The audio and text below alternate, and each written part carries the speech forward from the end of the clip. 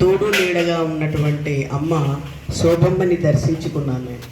ఎందుకింత భావావేశము అని అంటే, ఒంటెద్దు బండిలో నడిచాడు అని మన సార్ చెప్పినారు, డాక్టర్ సారు. ఎంత మంచి మాట అది అనిపిస్తుంది నాకే. నేను 2015లో వచ్చినప్పుడు, అంటే ఇప్పటికి దగ్గరగా 9 సంవత్సరాలుగా ఈ పవిత్ర భూమికి నేను వస్తూ ఉన్నాను. అప్పటి నుంచి ఇప్పటిదాకా ఎప్పుడు సదా భగవత్ శ్రీరామకృష్ణుల భావావేశంలో లీనమై కనిపించేటువంటి మహాభక్తుడిగా నాకు శ్రీధర్మూర్తి సారు కనిపిస్తారు. నిజంగా ఆయన తాపం, ఆయన తపస్సే ఈ విశ్వమందిర నిర్మాణానికి మొదట కారణమైంది అని నేను భావిస్తాను. నా భావన కాదది, నిజమైనటువంటి నా విశ్వాసం. ఎంతటి తాపం ఆయనకి, ఎంతటి తపస్సు ఆయనకి, ఎంత చిన్న పిల్లలు అయిపోతారు ఆయన. ఇప్పుడు కూడా నా గొంతులో గంగమ్మ ఉబికొస్తోంది ప్రేమార్తితో. నేను అనంతపుర గురుదేవులుగా నేను శ్రీధర్మూర్తి సార్ని చూస్తాను. నేను శ్రీరామకృష్ణ సత్సంగంలో ఒక భావికగా నాకు ఆయనే నిజమైన గురుదేవులుగా, గురుపుత్రులుగా, గురు యొక్క అనుగ్రహం పొందిన మహాభక్తులుగా నాకు కనిపిస్తారు. ఇది నాకు ఆ దంపతుల మీద ఉన్నటువంటి నా ప్రేమ. ఆ తర్వాత వీళ్ళు చంద్రశేఖర్ సారు యొక్క అనుగ్రహము, చంద్రశేఖర్ సారు యొక్క స్నేహభావంతో నేను ఇక్కడికి రావడం జరిగింది. ఏదో కాంపిటీషన్ పెట్టాలని నా దగ్గరికి వచ్చినారు, వైట్ అండ్ వైట్ డ్రెస్ వేసుకొని. ఆయన అనుగ్రహంతో ఈ పవిత్ర భూమికి రావడానికి కారకులు ఆయన కాబట్టి ఆయన్ని స్మరించుకోవడం కూడా నా యొక్క గురుతర బాధ్యత అని అనిపిస్తుంది. ఇక్కడ నేను చెప్పాను, నేను శూన్యమై వస్తాను, అంతలోనే ఆర్తి ఆవహిస్తుంది నన్ను, ఆ ఆర్తే మా గురుదేవులని అనిపిస్తుంది నాకే అని. ఇక్కడ ఒక మాట ఉంది, మానవులుగా పుట్టినటువంటి వాళ్ళకి నిజమైనటువంటి టార్గెట్, నిజమైనటువంటి లక్ష్యం భగవత్ సాక్షాత్కారం. నిజంగా జ్ఞానం లేకుండా అజ్ఞానంలో ఉన్నప్పుడు మనకి అన్నీ కూడా మేడలు, మిద్దెలు, కార్లు, ఆస్తులు, అంతస్తులు, ఏమేమో కోరికలు. పోనీ ఆ కోరికలు ఒక చోట ఆగుతాయా అంటే ఆగని. ఆ కోరికల యొక్క వరుస మనల్ని పరిగెత్తిస్తుంది.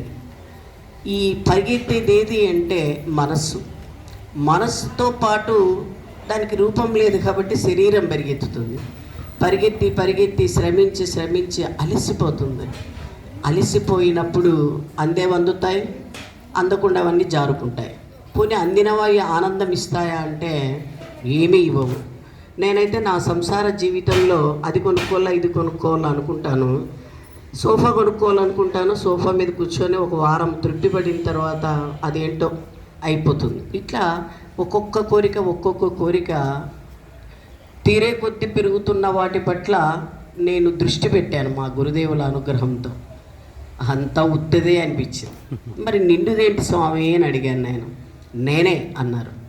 ఆ నేనే అంటే ఏమిటి అని అనుకున్నాను. ఆ నేనే అనడానికి కారణము వివేకానంద స్వాముల వారి యొక్క భావాలు. ఆ భావాలు చిన్నప్పటి నుంచి నేను అట్లా పట్టుకుంటే ఆయన అర్థమయ్యారు. ఆయన అర్థమైన తర్వాత నన్ను ఇక్కడికి తీసుకొచ్చి నాకు కూడా ఇంత గొప్ప శక్తిని ఇచ్చిండేది మా గురుదేవులే అని ఆయన యొక్క ప్రవచనాల ద్వారా అర్థమైంది.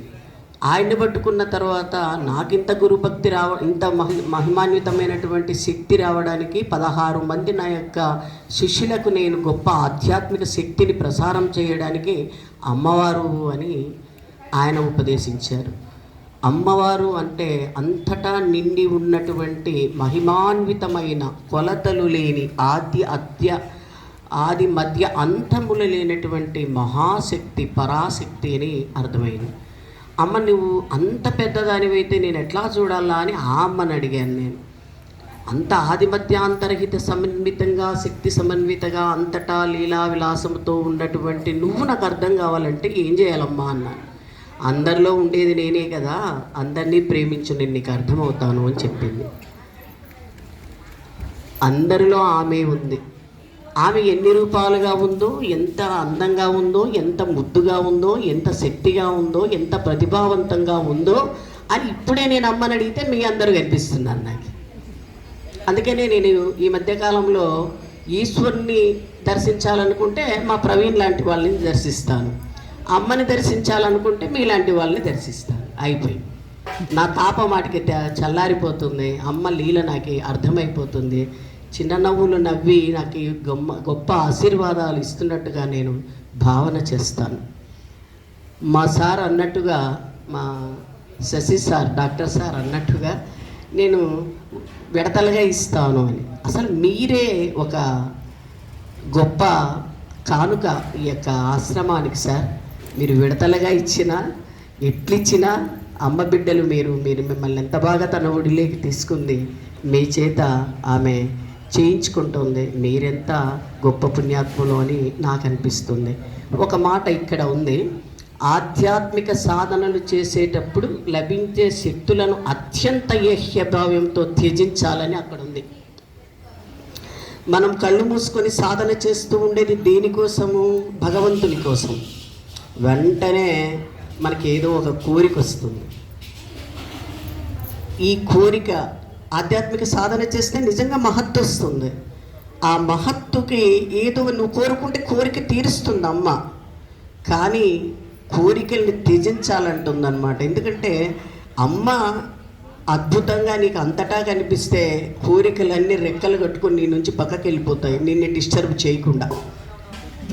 ఇంకా అది ఎంత పరమానందం అంటే అత్యద్భుతమైనటువంటి పరమానందం. మిమ్మల్ని అందరినీ చూస్తే నాకు అమ్మని చూసినట్లు అనిపిస్తుంది అంటే అంతకంటే మించింది ఏంది లేదు మానవ జన్మకి అని అనిపిస్తుంది అన్నమాట. అందుకని ఈ మధ్యకాలంలో నాకు ప్రతిదాని పట్ల విరక్తి, ఏడుపు. ఏది ఇచ్చినా కూడా తృప్తి లేదు. అసలు ఏమి చేసుకున్నా తృప్తి అనిపించట్లేదు.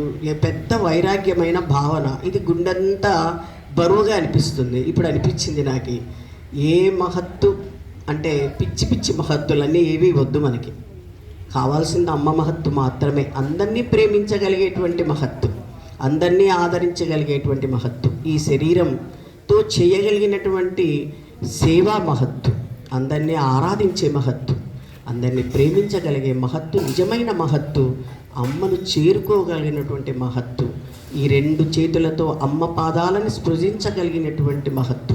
మీ పాదాలు ఎవరి పాదాలు పుట్టుకున్నా అమ్మ పాదాలు ముట్టుకున్నట్లుగానే నాలోని అహం నాశనం నాశనం నాశనం. కాబట్టి అమ్మ నాకు కనిపిస్తే, అమ్మ నాకు అట్లా అనుగ్రహిస్తే అంతకంటే కావాల్సింది ఏముంది అని నేను అనుకుంటాను. ఒక 4 మాటలు ఈ పుస్తకం అదే పనికి తెచ్చుకోండి. నేను చెప్పాను కదా ఇక్కడ నన్ను పిలుస్తారని నాకు తెలీదు.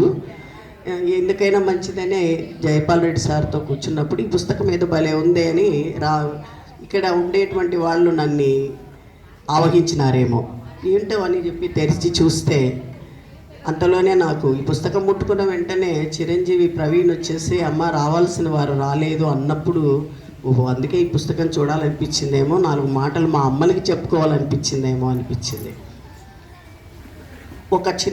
ఒక 10 నిమిషాల్లో కొన్ని మాటలు చెప్తాను నేను. దేహమే దేవాలయము, జీవుడే దేవుడు. మన దేహం దేవాలయం అని మనం భావన చేద్దాం. ఈ శరీరం మనం అద్దంలో చూసుకుంటే మనల్ని చూసే మన దేహం, అబ్బా ఎంత అందంగా ఉన్నాము, ఈ రంగురంగుల చీరలు కట్టుకొని, నగలు వేసుకొని, చక్కగా జడ వేసుకొని, బొట్టు పెట్టుకొని, మనల్ని మనం చూసుకుంటే మనం మురిసిపోయేలాగా చేసేటువంటి మన దేహం దేవాలయం అట. మనల్ని మనం చూసుకోవడానికి మన కంటికి శక్తిని ఇచ్చినటువంటి ఆ జీవశక్తే ఈశ్వరుడట.